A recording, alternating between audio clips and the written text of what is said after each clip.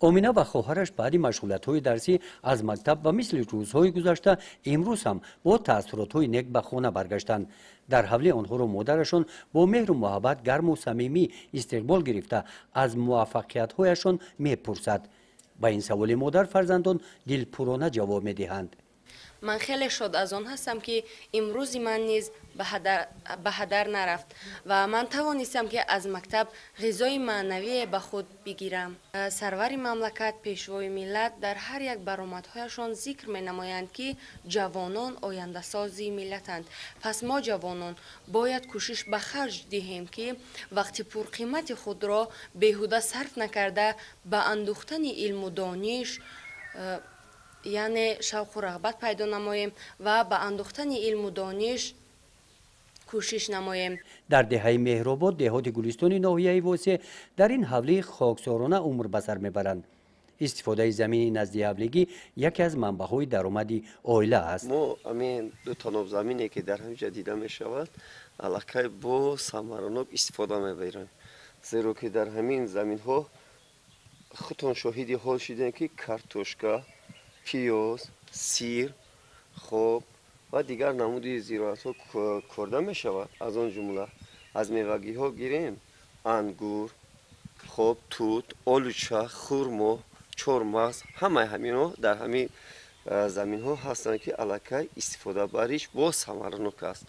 خب از نگاهی غذا بگیریم، غذای سالم همین چیزها اول درجه.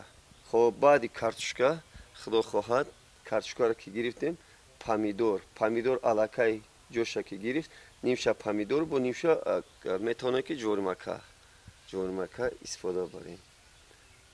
خیلی خوشبختانه یک سه عائله رو با مردم تامین میکند همین قدر زمین.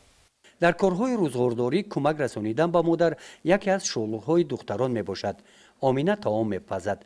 طور مادرش بیان داشتند در پخت و پزهای طعام‌های ملی ادامه عنعنه‌های گذشتگان با کدبانوگی آمینه افتخار دارد. زن مادر تربیتگر فرزند است. همیشه باید که کوشش و غیرت خود را در باره فرزند دریغ ندارد. های کارهای فرزندان تقسیم به مکتب میروند میآیند، به وقت به ساعت وقت جدا میکنند، هم کارشون میکنند هم درسشون تیار میکنند. وظیفه آمینه خوراکپزی، نانپزی، روبوچینی خانه، بعد خواندن در برابر کار خانه کتاب دفترش دایم در دستش دایم میخواند. کوشش و غیرتش به حد زیاد است. همین بود که نتیجه داد. محمد امین پسرم در ورزشگاه کشتینگیری مشق میکند. دخترم مدینه از فن بیولوژیا نمونه جای یکم شد در آزمون دوری ناحیوی و دوری ولایتی را خواهد گرفت. انیسه دخترم از فروغ صوبیدانوی در دوری بچگانه حالا به دوری ناحیوی را خواهد گرفت. نصیب باشد در تربیت فرزندان هستیم. انشالله که ثمره میدهد. این عائله با پدر و مادر و فرزندان 4 نفر دختر و 1 پسر می باشند. امکی حبیب الله پدر آمینه آموزگار فن زبان و ادبیات تاجیک است. مادرش باشد دکتر. عائله آنها با مسئولیت بلند والدان در تعلیم و تربیت فرزندان یکی از عائله‌های نمونوی در ناحیه واسه شناخته شدند. برای عائله نمونوی شدن باید در اینجا اول درجه رول مهم و رول اساسی رو پدر و مادر می‌بازد، زیرا که از در کدام حالتی که نباشد از حالت روحی و روانی فرزندش باید آگاه باشد. در کدام حالتی نباشد. مثال میگیریم پدر و مادر تربیت کننده است و مادر خودش تربیت کننده کلی عالم است.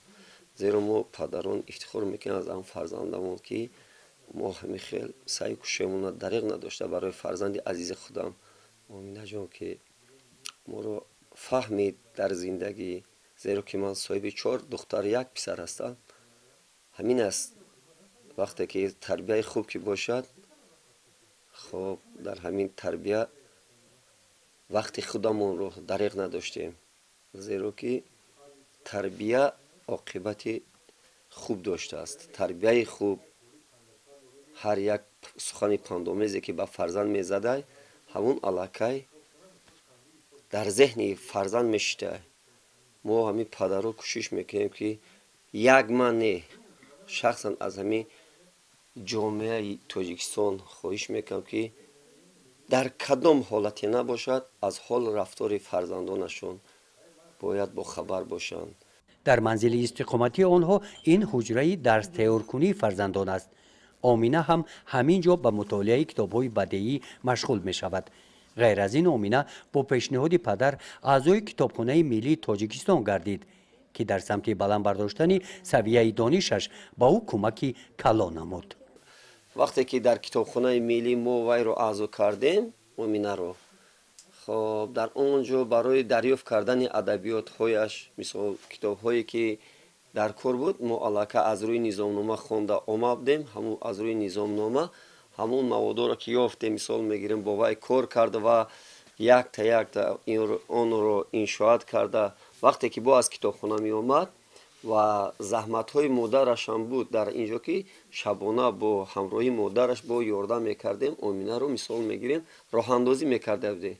وقتی که سحر ساعت 6 میرفت کتابخانه ملی از کتابخانه ملی میگشت میومد با ما قطعی مادرش از ساعت 10 شب تا ساعت 12 شب در پیش آینه را میموندیم طرز سخنوریشه طرز غزل خونیشه نقطه به نقطه گجویده که خطا میکرد میگفتیم اینجاش خطا است.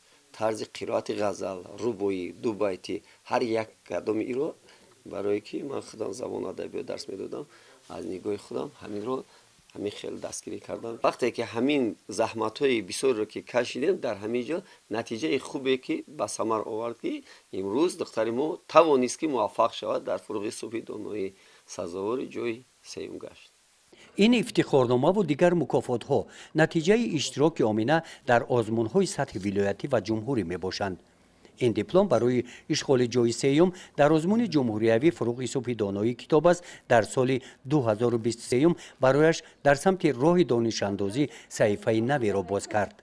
آزمون جمهوری فروغ صبح دانایی کتاب است مثل یک مسابقه است برای ما جوانان، زیرا که این یک میدان جنگ است، یکی بازنده است یکی برنده است و انسان باید کوشش کرد که برنده شود نه بازنده، زیرا که خود صحنه زندگی صحنه مبارزه است. البته با کوشش و زحمت های و تلاش های زیاد توانستیم که به این موفقیت ها نائل گردیم. البته منتداری به واسطه خود را به سرور مملکت پرزیدنت جمهوری تاجیکستان محترم امام علی رحمان میرسانم که برای ما جوانان چنین آزمون ها را راه اندازی کردند تا ما توانستیم سویه دانش خود را باز هم بلندتر برداریم. البته این آزمون جمهوری فروغ صبح دانایی کتاب است نه تنها برای جوانان بلکه به تمام قشر جامعه تاجیکستانی امروزه تکای جدی بخشید که توانستند باز رو به کتاب خواندن بیارند. آمینه آدینایeva خواننده صنف 11 مؤسسه تحصیلات میانه عمومی رقم 59 ناحیه واسه سزاوار جای سوم. با این غالبیت آمینه در سطح جمهوریوی معرفی گردید. همچون فخر ناحیه واسه او و دیگر غالبان آزمون ها را در مرکز ناحیه در سطح بلند استقبال گرفتند. امروز در آزمون جمهوریوی فروغ صبح دانایی کتاب است در نامیناسی ادبیات کلاسیک تاجیک اشتراک ورزیده.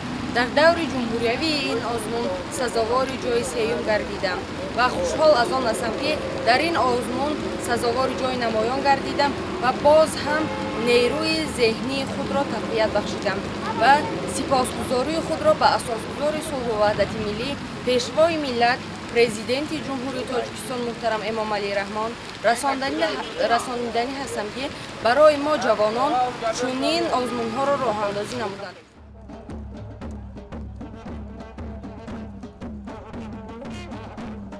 البته انسان نوابسته از آنی که خود باید کوشش نماید و در این ساحه پدر و مادر نیز دستگیری فرزند هستند. البته چنانه که ذکر می نمایند тарбия аз хона манша мегирад ва дар ин ҷода саҳмгузороне ки бо ман яъне то сатҳи ҷумҳурӣ тавонистам ҷо биёрам ин аввалан падару модар ва устодоне ки дар муассисаи таълимии мо буданд, роҳбарони муассисаамон, раиси ноҳияамон ва аввалан ҳамзамон сарвари мамлакат буд ки моро тавонист ба ҳамин озмунҳо роҳандозӣ намояд ва мо тавонистем ки бо аз бар намудани илму адаб ва чизҳое ки ашъоре ки хондем тавонистем ки ба ҷодаи муваффақият бирасем.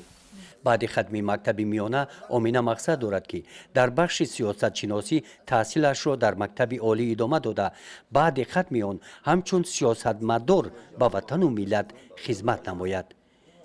ба омина ва ин оилаи масъулиятшинос барору комёбиҳо орзу дорем.